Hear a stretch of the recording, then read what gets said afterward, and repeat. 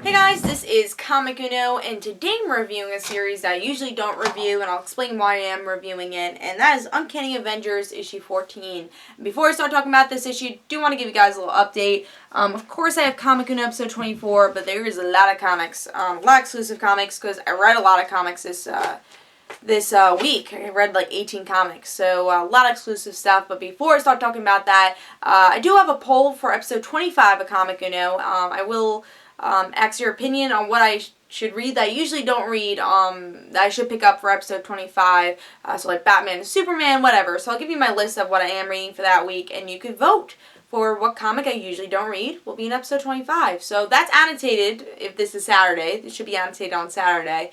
And it'll also be on DarkAvengerINC, so definitely check that out.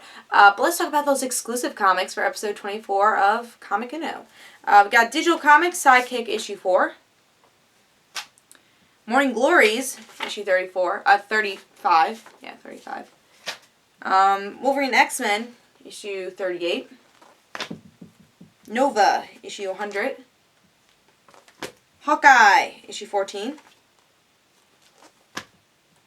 Avengers Assemble, issue 21. Teen Titans, issue 25. Red Lanterns, issue 25. I say that like every video. I don't know why I like pronouncing it that way. The Green Team, issue 6. And The Flash, issue 25. So if you want to go check out those reviews, definitely go to Comic Con episode 24. A lot of reviews, so go check that out. But let's talk about Uncanny Avengers, issue 14. Really cool cover. I was like, oh, Rogue has the bone claws. I'm like, that's pretty cool. She also got the bone claws in Cataclysm Ultimate Comics X-Men, so I thought that was kind of cool. Oh, same week, bone claws. That's pretty cool. But love the art for this, and why did I pick this up? Let's talk about that. Something big was supposed to happen, and these two characters get involved. Something happens to these two characters. And the press didn't really say much about it, so a lot of different comic book sites are like, oh, it's important, so read it. So I was like, alright, let me read it. There will be spoilers in this review, so I'll be talking about what happened, and I am reading this as a new reader of the series. I read the first issue of the series, but I haven't read anything since. So is it in the middle of a story arc? We'll have to see. So in this issue, we get to see there's some sort of like war going on. First, we get to see the time stream is kind of broken, I guess. And we get to see, I can't think of his name right now. I don't know. We get to see someone's pulling out all these people from the future, like Earth X, May Parker. Yes, that is not my May, MC2 May. It's Earth X, which I'm not a big fan of Earth X May. She's very not May from MC2, but I thought it was interesting just to have someone from Earth X in the series and mentioned. So a lot of things that haven't been mentioned in a while are here, and maybe we'll see MC2, who knows. So I saw that, and you know, my friend Jay, Philly Superman, on DarkAvengerINC, he told me about that. I was alright, let me give this a try, because I've been a little lenient on should I get Uncanny Avengers or shouldn't I, because I heard a lot of things are going on, but I wasn't. Oh, King the Conqueror is the guy who's pulling everyone out. Just I don't know why his name didn't come to me. Hey, because it's like 2:30 in the morning, I'm filming this. But yeah, so going back to it, Jay did mention about the comic, and I was like, alright, let me give it a try. May's in it, you know, things happen, I'll read it. So, in this issue, we get to see some fight between Rogue and Scarlet Witch, because Scarlet Witch is doing this spell. I don't know why, because I haven't been reading the series, but she's doing this spell. It seems like it's going to end the mutant kind forever, and Rogue and Scarlet Witch, they fight. Rogue, spoiler alert, kills Scarlet Witch.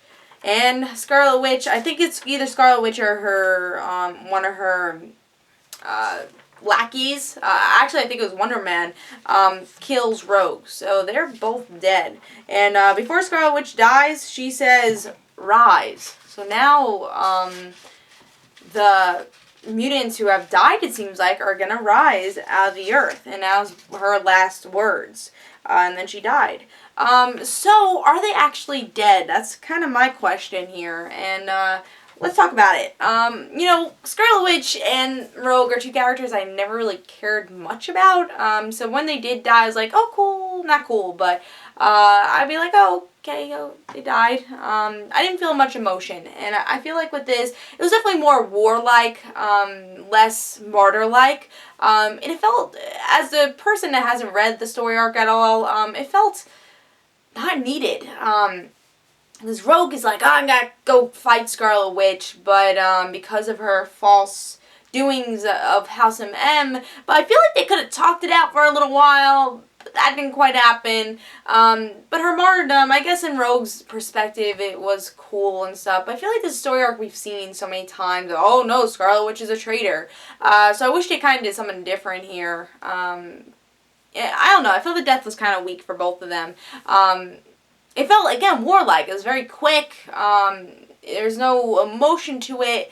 And, for Rogue and Scarlet Witch fans, I kind of feel bad because it was not for their characters, I would say. It wasn't the way to go out for me. Like, if one of my favorite characters died, like Kitty or something, or she has died in the past with the whole bullet thing, I want a significant death for one of my favorite characters. And I know Rogue and Scarlet Witch, they got fan bases and people that like them.